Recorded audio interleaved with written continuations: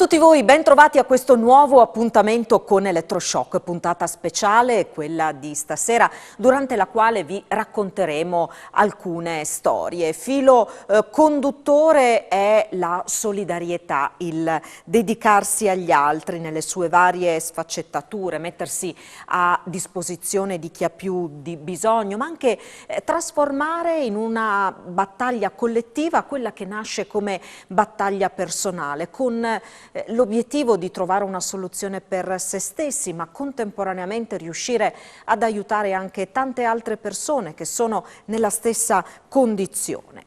Un Natale buono, come abbiamo titolato, invertendo di fatto le due parole dell'augurio che ci sentiamo ripetere in questi giorni. Iniziamo subito dalla prima storia che prende spunto proprio da una festa, quella che è stata organizzata in questi giorni da Arte e Libro Onlus, che si occupa di favorire l'inserimento lavorativo delle persone diversamente abili. Nel corso degli anni tantissime sono state le persone aiutate, dando supporto e sollievo anche alle rispettive famiglie, e questo grazie al fatto che si è rafforzata anche la rete con le imprese del territorio. Cominciamo da Arte e Libro Onlus.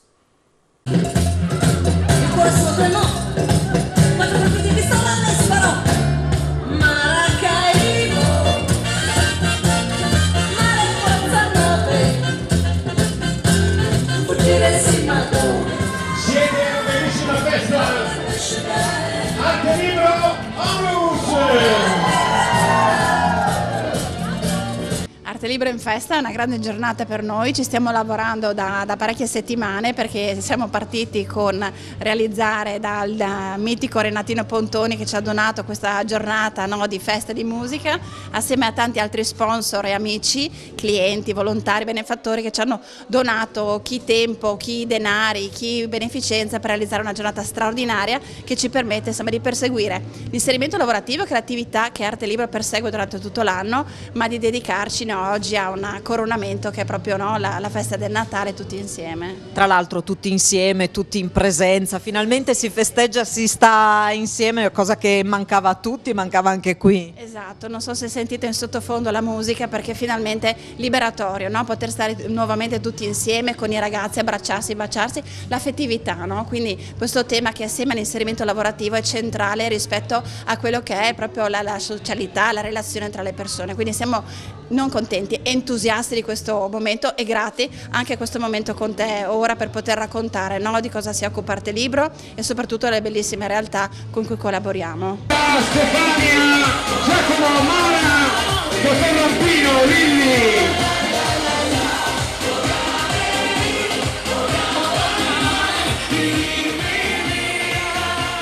Volevo sentire la vicepresidente, però prima di tutto in qualità di animatrice della festa di questo pomeriggio, un successone. Sì, è stato, all'inizio eravamo un po' timidini, no? Perché appunto da un po' col Covid abbiamo dovuto un po' restringere tutto, e invece poi sente la festa, c'è aria di affetto, di festa appunto, e quindi basta giusto il là e partiamo come treni. Sappiamo che non si può essere timidi poi con Renato Pontoni alla console. No, il divieto assoluto di essere timidi, anzi adesso eravamo un po' spenti perché insomma anche i ragazzi hanno fatto un bel po' di cacciara, però insomma ci siamo subito ripresi e via le danze. Siete anche in televisione, la prima TV della regione!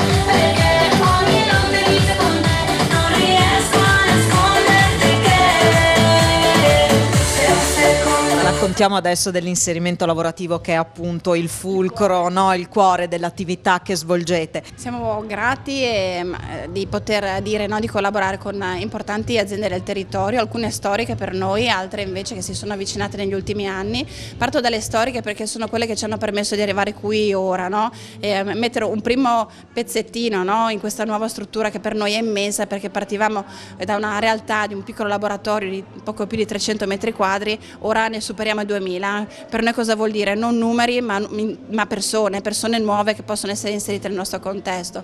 Il grande passo ce l'ha fatto fare in primis PDM, ovvero per la filiera dedicata a IKEA, agli assemblaggi, in seconda battuta la ditta Ramo che si occupa qui a Povoletto in tutto l'ambito della metalmeccanica, è arrivata al colosso Biofarma che non ha calato solo una potenza e uno spiegamento infinito nella possibilità di inserire tante persone con disabilità, ma soprattutto il concetto, un fondamento della responsabilità sociale d'impresa, di cui Biofarma veramente ne fa un fiore all'occhiello e con noi ha un modo e un'attenzione, una delicatezza negli inserimenti che fa attraverso noi veramente straordinaria. In ultimo, ma sicuramente non per ultimo, solo perché è arrivata in ordine di tempo successivamente, la PMP di Coseano. Con loro abbiamo potuto inserire altre persone, ci riempie di gioia perché le aziende che credono in noi ci permettono di fare quello che è il nostro mestiere, ovvero di occuparci delle persone con inserimento, con disabilità, per fare inserimento lavorativo. Come avviene questo concretamente? Che cosa succede in questa struttura? Allora, non è così semplice perché le persone che vengono accolte in Arte Libro hanno ciascuno un percorso individualizzato, perché parlare di disabilità è molto ampio ma al tempo stesso riduttivo, perché non c'è la disabilità, ci sono tanti tipi di disabilità, tante persone con fragilità e vulnerabilità, quindi la persona viene accolta, spesso viene avviato un percorso di tirocinio e di formazione che molto spesso poi sfocia in quello che è l'inserimento lavorativo, attraverso un percorso lungo, laborioso. Si gira appena la telecamera, vediamo uno dei nostri lavoratori, Mauro Mente, che è sicuramente una delle persone più rappresentative di Arte Libro, perché lui spesso racconta e ricorda questo aneddoto che è per noi caro e simbolico. Lui dice che è nato 3 volte: quando è nato, quando dopo l'incidente ha avuto la possibilità di ricamminare sulle sue gambe e la terza volta quando è stato accolto e ha trovato lavoro in Arte Libro. Ecco, per noi questo è testimonianza, vuol dire di famiglia, di unione, di riuscire a fare quello che quotidianamente insomma è il nostro ambiente. Abbiamo raccontato prima alcuni numeri, come si è ampliata questa struttura, e abbiamo detto che questo è importante non per la metratura ma per le persone che possono essere inserite e fare un percorso. Ecco, qualche stima, qualche numero da questo punto di vista? Allora, i ragazzi inseriti come lavoratori oggi in Arte Libro sono oltre 30, quindi per noi è un numero significativo. A fianco a questi ci sono un buon numero di ragazzi inseriti in borsa lavoro e in tirocinio. Mediamente le persone che varcano la porta della nostra ONLUS sono 60. A queste poi si aggiungono altre associazioni, perché questo appunto la musica che sentite ci permette di avvicinare altre realtà del territorio con cui attraverso il fuori onda che ha gemmato da Arte Libro si occupa, come abbiamo detto, di inserimento lavorativo, il fuori onda invece di tutta la parte ludica, ricreativa, di gioco, di relazioni, di turismo accessibile, ha permesso di abbracciare tante relazioni col territorio, dalla molto vicina, a cui vogliamo molto bene, l'associazione Fabiola, la comunità di Santa Maria dei Colli di Frailacco, la comunità Pier Giorgio, la Samaritan e così molte altre realtà del territorio, ma soprattutto delle famiglie, perché non dobbiamo dimenticarci che la persona con disabilità, con grave disabilità soprattutto, è in carico alla famiglia H24, quindi momenti come questi permettono anche loro, no? La persona di divertirsi e di svagarsi, per la famiglia poter tirare un respiro e avere qualcuno che si prende cura del proprio caro.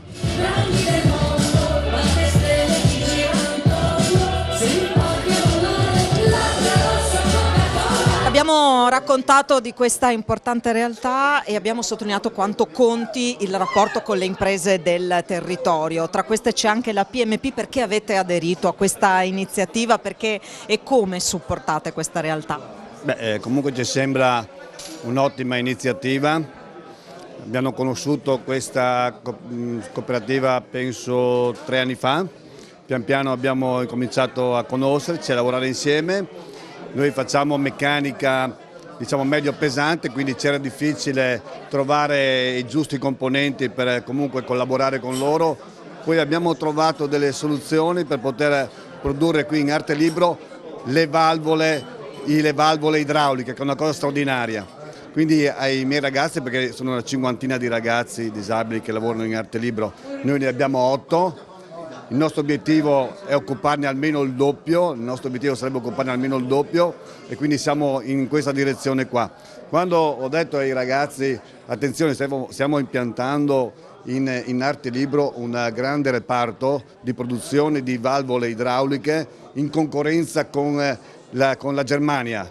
Hanno subito risultato, vinceremo noi 4-3, la famosa finale. C'è grande soddisfazione da parte loro, cioè l'entusiasmo di mettersi alla prova in un contesto di una situazione assolutamente reale per loro è fondamentale. Beh, sicuramente quello che mi ha lasciato veramente entusiasta anche l'anno scorso quando ho visitato Arte Libro è l'entusiasmo che ho trovato in questa iniziativa, per dire la verità. Una cosa eccezionale, una cosa che ti riempie veramente tanto di orgoglio di collaborare con loro, quindi ti dà una grande soddisfazione. Dico sempre a loro, noi siamo in difetto nei vostri confronti perché loro la mettono veramente tutta, noi vogliamo fare molto di più perché veramente lo meritano per la passione che ci mettono, per l'organizzazione e per quello che trasmettono, perché veramente questi ragazzi e questa associazione trasmette veramente tanto e quindi noi dobbiamo cogliere quello che stanno trasmettendo. Chi ha portato sicuramente molto entusiasmo alla festa di oggi è Renato Pontoni, che naturalmente si è messo alla console per regalare divertimento e far scatenare i ragazzi. Ma guarda, è un'emozione per me essere qua perché la Presidente mi ha invitato e mi ha detto vieni a fare gli auguri. No, non vengo solo a fare gli auguri, porto un impianto, mettiamo la musica, li facciamo divertire, quindi stiamo facendo da 2 ore e mezza, questi non mollano mai, cioè ballano tutto, cantano, ballano, italiano, straniero, rock, pop, soul, c'è di tutto qua. Ti stanno mettendo a dura prova, confesso. Però bellissimo, è molto emozionante, per me è veramente una grande soddisfazione, penso che sia veramente un Natale più bello di sempre e auguro a loro e alle loro famiglie veramente di essere così come li ho visti oggi. Grazie Renato, mi pare che non ci sia più musica di là in sala, è il caso di andare. Sì, adesso vado. Ciao a tutti.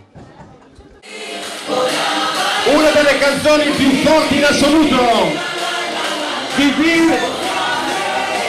Abbiamo parlato di inserimento lavorativo ma anche di momenti ludici. Si parlava di turismo accessibile, che cosa significa, come si traduce poi concretamente? Fuori Onda è nato più o meno 19 anni fa e avevano iniziato ad andare a Jesolo una decina di ragazzi e da lì hanno iniziato poi hanno visto che le famiglie erano contenti perché soprattutto sapevano che i loro ragazzi andavano in sicurezza, i ragazzi erano contenti, è stato molto positivo, da lì hanno iniziato invece a crescere sempre di più, adesso portiamo fuori una 60 più o meno di ragazzi e arrivano anche da fuori regione e questo per noi è molto importante perché vuol dire che quello che facciamo non solo viene visto all'interno della nostra regione ma anche al di fuori, parliamo di Bergamo, di Trento e quindi questa è un'ottima opportunità per i ragazzi perché così riescono a vivere 15 giorni, 10 giorni, quello che è insomma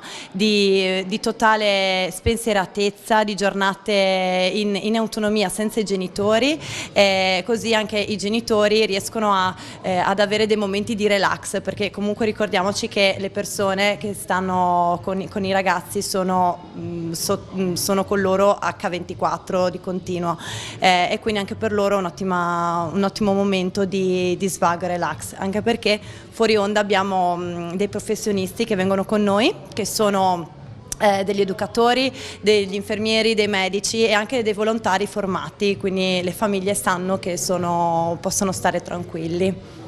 Ecco, questo credo che sia un aspetto molto, molto importante. Gli effetti sulle singole persone, gli effetti anche sui loro cari. Che cosa significa poter vedere una persona raggiungere una sorta di autonomia grazie anche al lavoro? Ecco, cosa rappresenta per queste famiglie?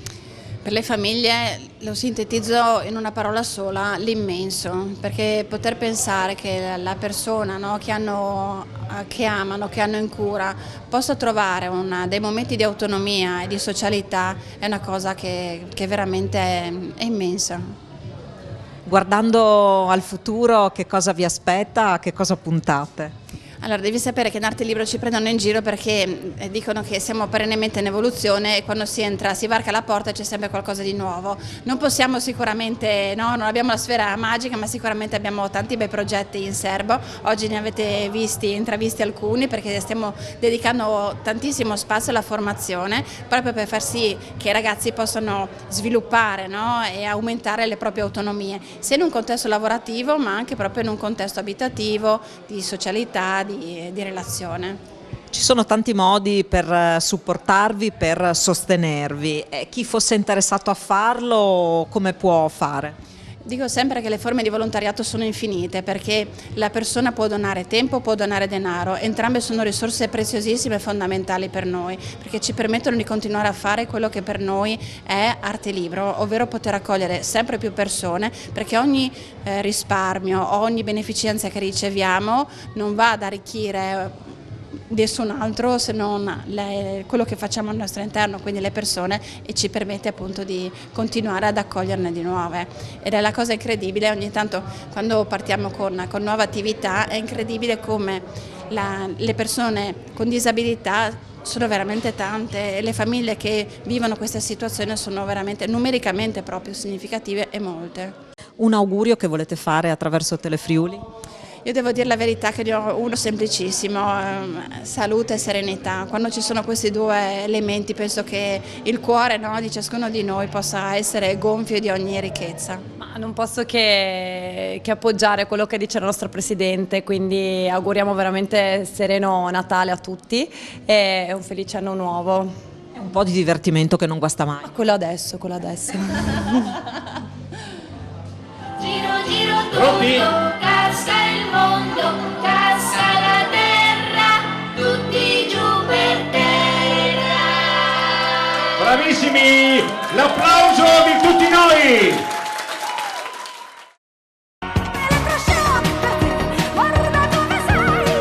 È arrivato il momento di raccontare la seconda storia di questa sera. Siamo andati alla Home Special Home di Feletto Umberto, la realtà alla quale ha dato vita la Fondazione Progetto Autismo. Siamo partiti da alcune bottiglie di vino davvero speciali per affrontare il tema importante, estremamente delicato del dopo di noi. Ebbene, laboratorio di idee e non solo, la Fondazione Progetto Autismo continua a lavorare e lo fa guardando sicuramente al presente, ma soprattutto al futuro. Ci troviamo nella Home Special Home di Progetto Autismo e qui sul tavolo vediamo delle particolarissime bottiglie di vino. C'è la ribolla gialla, c'è il friulano, ci sono dei rossi. Non ci daremo alla pazza gioia con Elena Bulfone quest'oggi, ma parliamo di un'iniziativa importante che nasce sempre dalle relazioni che si creano poi nel territorio e che sono fondamentali per portare avanti i progetti della Fondazione Progetto Autismo FVG, appunto in accordo con il territorio. Allora Elena, che cosa rappresentano le bottiglie che abbiamo qui davanti? Beh, qui oggi non si tratta solo di presentare delle etichette particolari, frutto del lavoro di anni, oserei dire, di professionisti importanti come la Elena Cossetto che gestiscono l'atelier d'arte in cui i nostri ragazzi lavorano e realizzano delle vere e proprie opere d'arte. Infatti su queste etichette abbiamo apposto quelle che sono i traguardi di persone con autismo adulte molto gravi che sono riuscite a realizzare una bellezza enorme e grazie alla nostra collaborazione con il territorio, quindi con l'azienda vitivinicola Specogna, con Toblar e anche con Tonutti Grafiche, siamo riusciti a dare vita a questa importante iniziativa per la quale raccogliamo fondi per la Fondazione Progetto Autismo e che valorizza il lavoro dei ragazzi, rende queste persone delle persone inserite, incluse all'interno di un percorso che vede tutti noi protagonisti in maniera normale, semplice, invece loro non ci sono quasi mai, ed ecco invece che con questa iniziativa sono presenti e sono protagonisti. Allora, abbiamo già in sintesi detto che cosa c'è dietro ciascuna di queste etichette, però scenderei un po' più nel dettaglio proprio per far capire il valore del lavoro che si fa qua dentro e degli effetti che tutto questo ha sulle persone con autismo anche grave e poi anche sulle loro famiglie, perché è un risultato questo che credo rappresenti molto anche per i caregiver. Certo, le famiglie contano molto su di noi, come hai detto bene Alessandra, e l'Atelier No Way è nato proprio quando abbiamo attivato questa grande casa e ho voluto fortemente che all'interno di questo atelier, in cui sono presenti due abili mosaiciste, un'artista grafico-pittorica e una esperta d'arte tessile, i ragazzi facessero delle attività davvero forti, davvero realizzanti. Quindi nel percorso di anni, settimanale, costante, concreto, vero, perché i ragazzi davvero dipingono, davvero fanno mosaico, davvero lavorano a telaio e cuciono con la macchina da cucire, anche persone molto gravi. Abbiamo un risultato, una forma d'arte così particolare, così diversa per ogni persona, così eccellente oserei dire.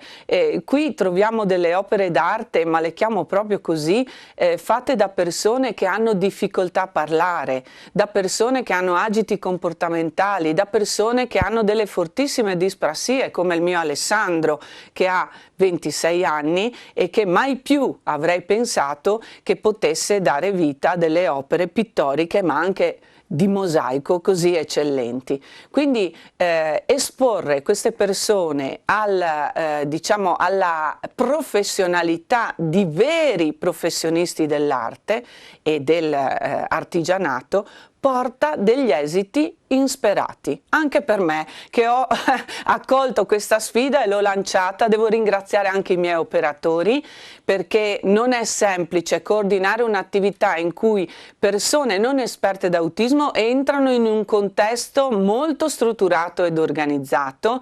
Quindi abbiamo scelto degli operatori che avessero a cuore l'arte, con i quali i nostri ragazzi si sono armonizzati, e questa grande squadra, compresa anche del volontariato dei genitori, perché capirete che qui siamo un po' nel laboratorio di Babbo Natale, ci sono tanti folletti buoni che sono spesso mamme e papà di ragazzi con autismo, ma anche tanti volontari che non hanno alcuna attinenza con questo mondo e che ci aiutano con ogni forma di aiuto, dalle pulizie all'aiuto alla confezione delle confezioni natalizie per portare alle persone che ci stanno a cuore. Insomma, c'è un lavoro enorme, un amore grande che si esprime attraverso l'opera semplice ma costante e continua di tante persone che veramente ci vogliono bene e che devo ringraziare oggi.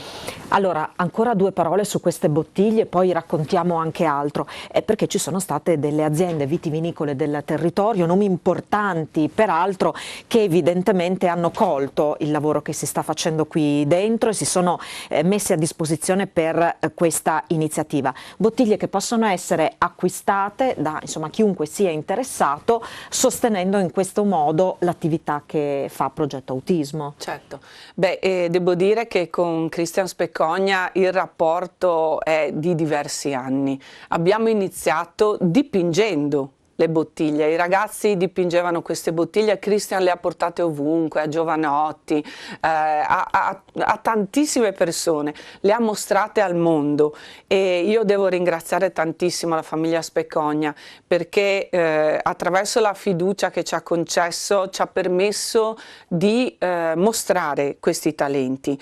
E vorrei citare solo una breve poesia di Sandro Penna, che era un amico di Pasolini, che dice: felice chi è diverso essendo egli diverso, ma guai a chi è diverso essendo egli comune. Allora Christian ha capito davvero che la bellezza della diversità può essere portata ai vertici di questa nostra società che a volte è ripiegata molto su se stessa, no? Non vede neanche chi accanto sta male o ha bisogno d'aiuto. Ecco che così abbiamo permesso a queste persone di diventare protagoniste. Io sto portando la loro voce in questo momento, ci tengo a dirlo. Loro non sanno esprimersi nel modo in cui io umilmente mi esprimo oggi, però oggi io sono la loro voce, io sono l'autismo, io sono queste persone e io sono il riscatto sociale che si meritano in questo momento. Quindi io sono solo un tramite, un umile tramite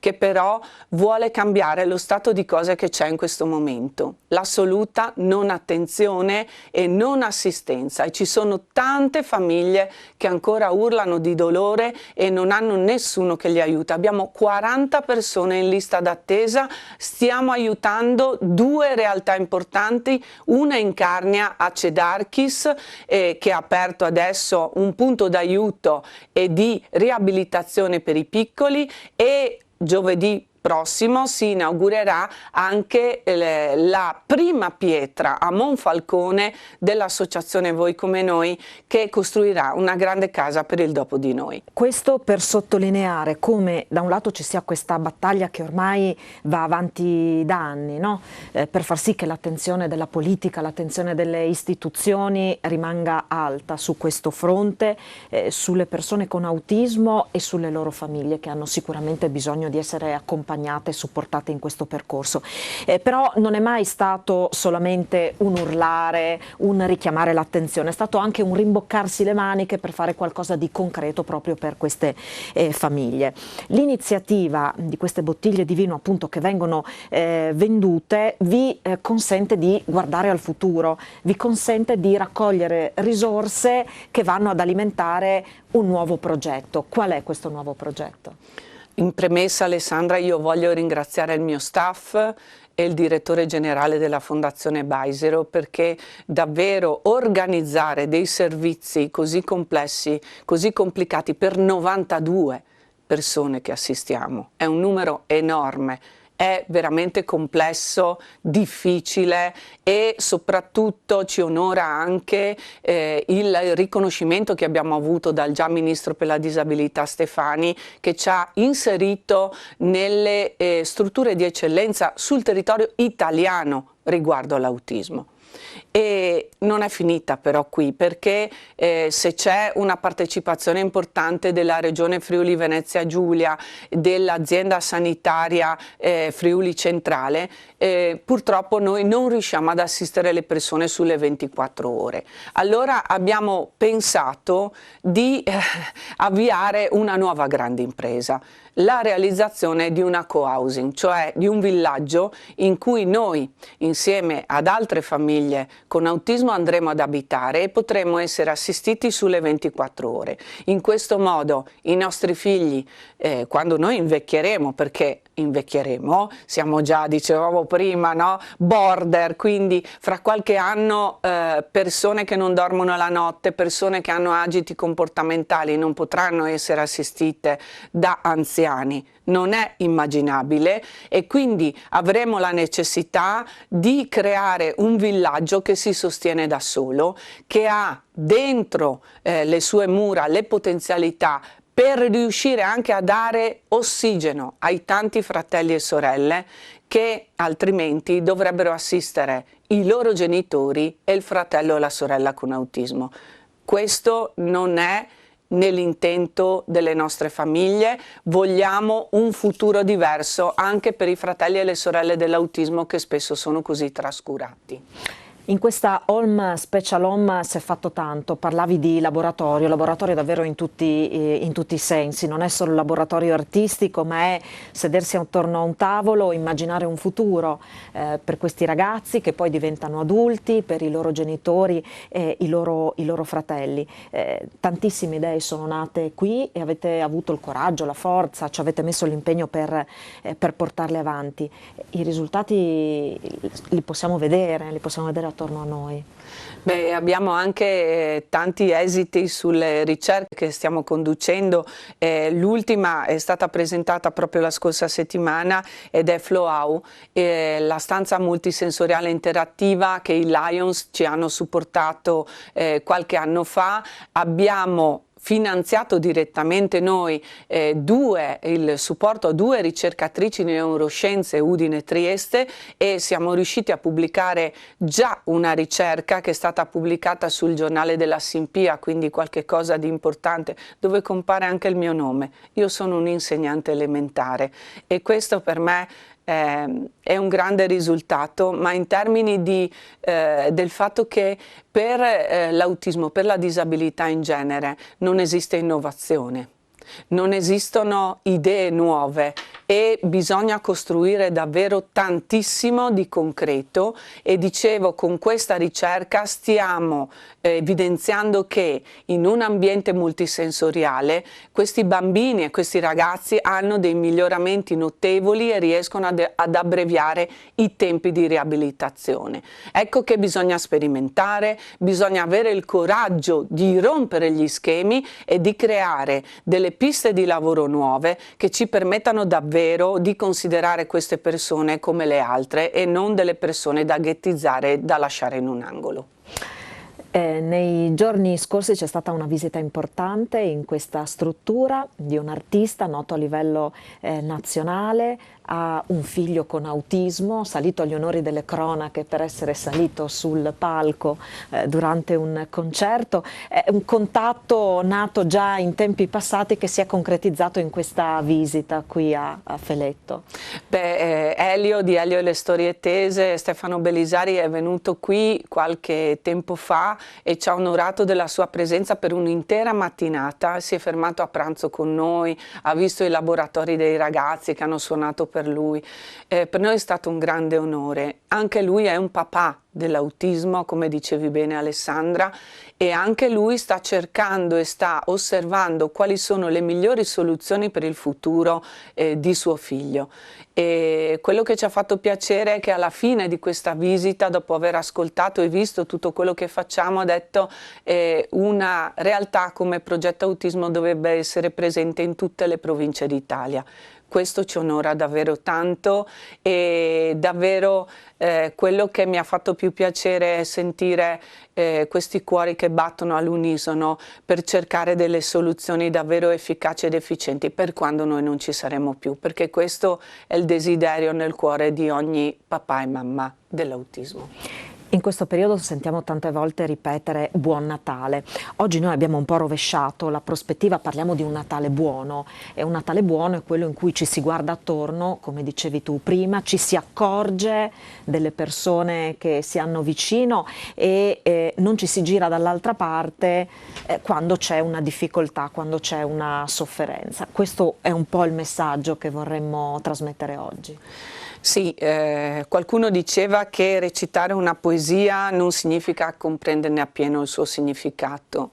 Per l'autismo c'è ancora tanto da scoprire, tanto da studiare, ma tanto da fare. Allora non voltiamoci dall'altra parte e diamo una mano, ognuno con i suoi mezzi, ognuno con quel poco che può fare, che per noi è tantissimo. Grazie a tutti voi.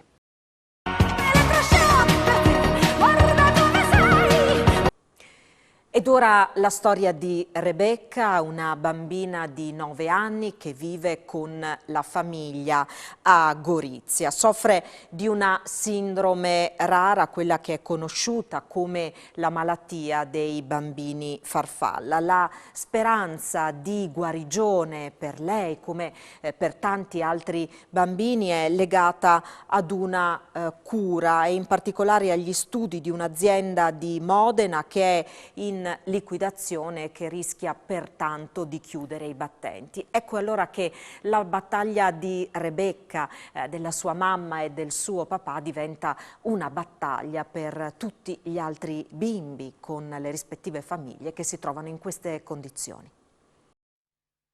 Siamo qui con Simona e Alessandro, i genitori di Rebecca, la bambina di Gorizia che da tanti anni soffre di questa sindrome che si chiama epidermolisi bollosa. I genitori e la stessa Rebecca stanno combattendo una battaglia da tempo per far sì che l'azienda che in questi anni ha trovato, sta cercando una soluzione, una cura per questa sindrome, possa continuare a lavorare. L'azienda è in questo momento in difficoltà, ma c'è una speranza, una possibile speranza all'orizzonte. Raccontiamo però la storia dall'inizio. Ecco, chiedo a Simona come avete scoperto questo problema e qual è la vostra vita quotidiana appunto seguendo Rebecca in tutta questa vicenda. Allora, Rebecca è nata il 30 dicembre del 2013,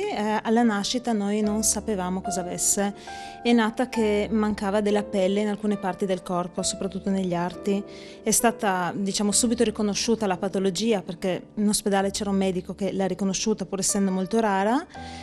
Nei primi mesi di vita è stata curata in terapia intensiva al Burlo a Trieste, dove siamo seguiti per le cose quotidiane, mentre per tutto ciò che è molto più specifico siamo seguiti nei vari centri in Italia.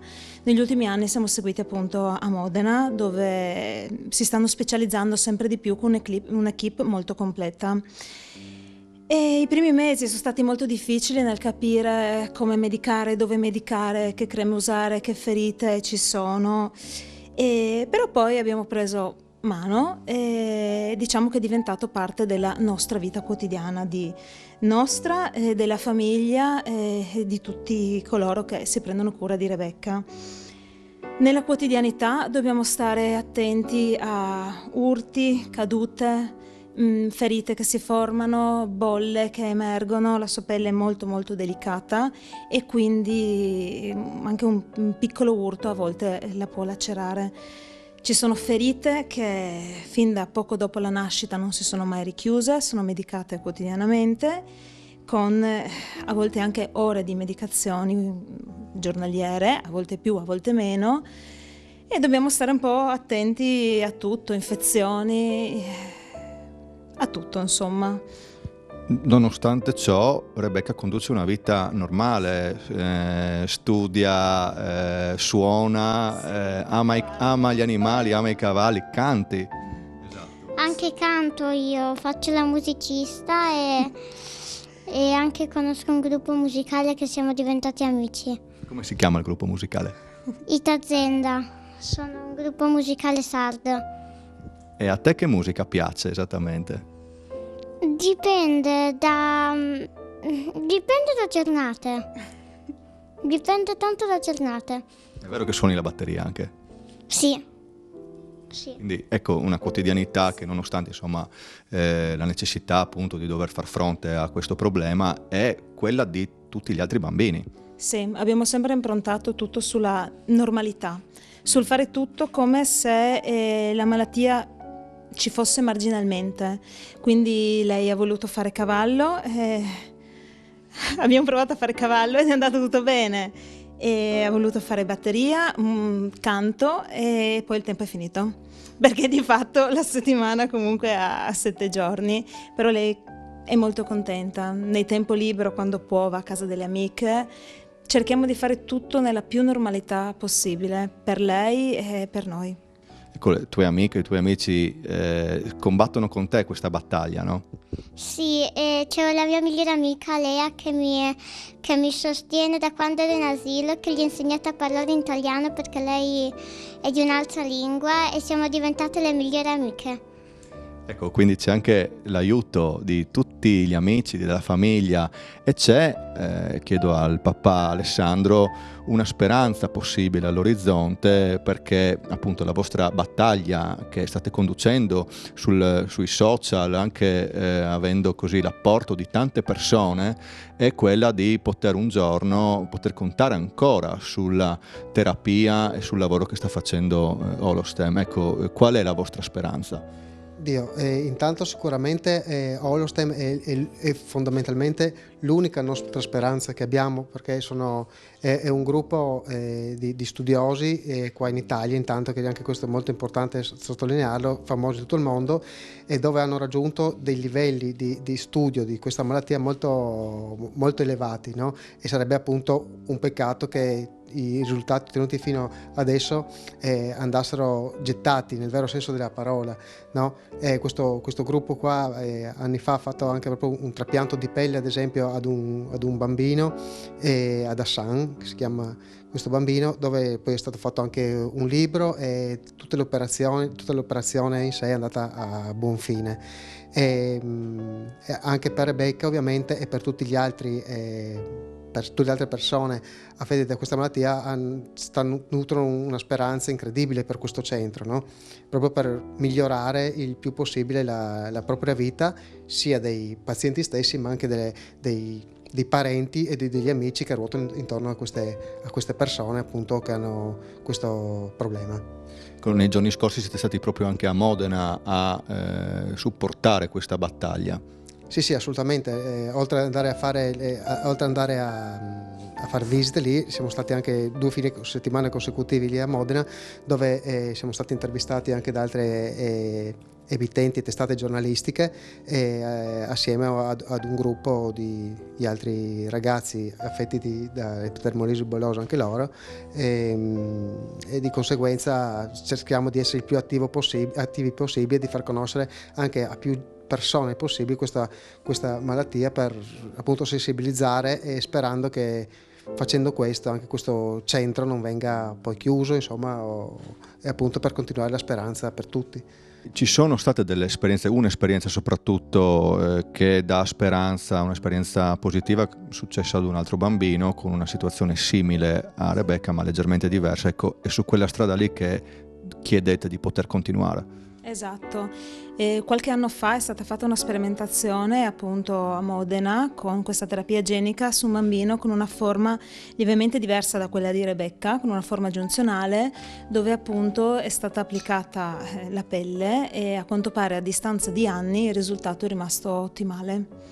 Assolutamente. Ecco, noi prima parlavamo del fatto che Rebecca ha dei problemi, insomma, nella quotidianità, anche a volte per mangiare e bere, dovuti a questo problema.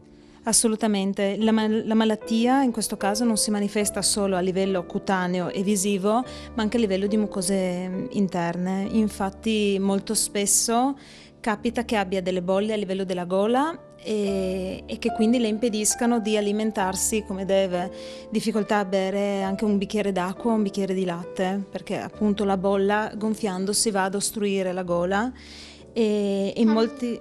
Come? Esatto, e lei la sente anche che si muove, quindi sente comunque un'ostruzione, quando esplode sente comunque un bruciore, quindi ci sono stati anche dei giorni in cui non è riuscita a mangiare, abbiamo dovuto fare delle terapie cortisoniche per sfiammare, e ci sono pazienti anche che manifestano proprio problematiche a livello di esofago, con restringimenti dell'esofago e continue operazioni per poterlo allargare e appunto per poter alimentarsi.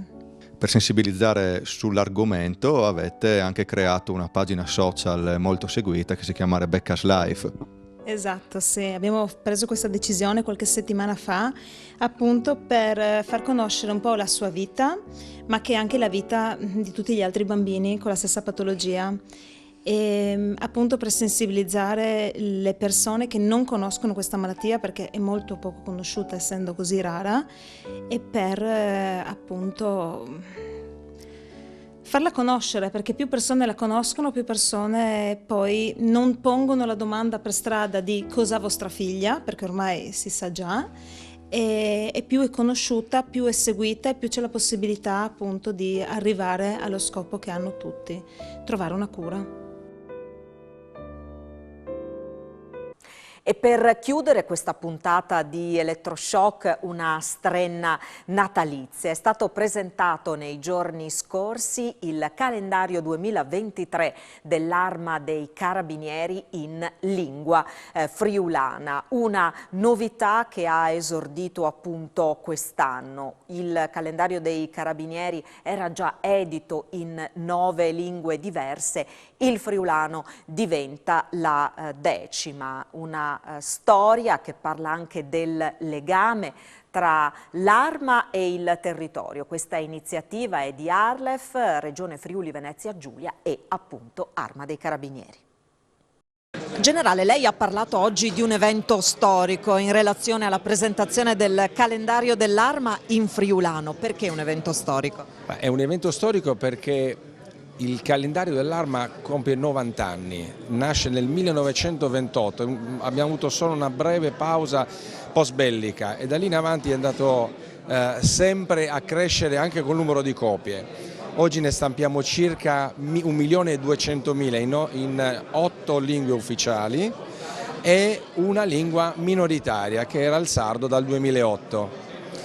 E da sardo sono particolarmente felice, ecco, che a questa lingua riconosciuta che è il sardo si sia unita anche quella del friulano e quindi è un evento storico perché per noi il calendario dell'Arma è da sempre portatore di un messaggio, di cultura, di tradizioni, di storia.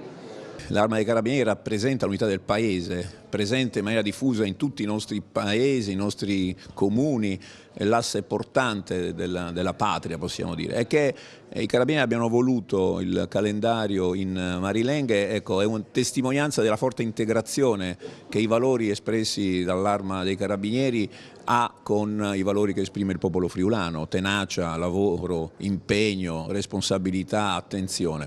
E quindi è veramente un simbolo vincente della nostra straordinaria regione, del legame che unisce il Friuli Venezia Giulia e i cittadini e le cittadine del Friuli Venezia Giulia con l'Arma dei Carabinieri e anche, bisogna dire, un'attenzione di questa istituzione nazionale per le lingue minoritarie, per le minoranze e quindi per il la multietnica rappresentazione che l'Italia ha con l'insieme di regioni, popoli, lingue e tradizioni. Questa volta per la lingua friulana perché viene riconosciuta anche nel calendario storico dell'Arma dei Carabinieri. È un risultato che vede però una grande riconoscenza nella popolazione che trova nel calendario storico un momento, ecco, divulgativo ma anche e soprattutto un momento di unione con la nazione. Sul calendario dell'Arma in marilenghe noi ci fermiamo, grazie per aver scelto di stare in nostra compagnia, vi auguro un buon proseguimento di serata, arrivederci.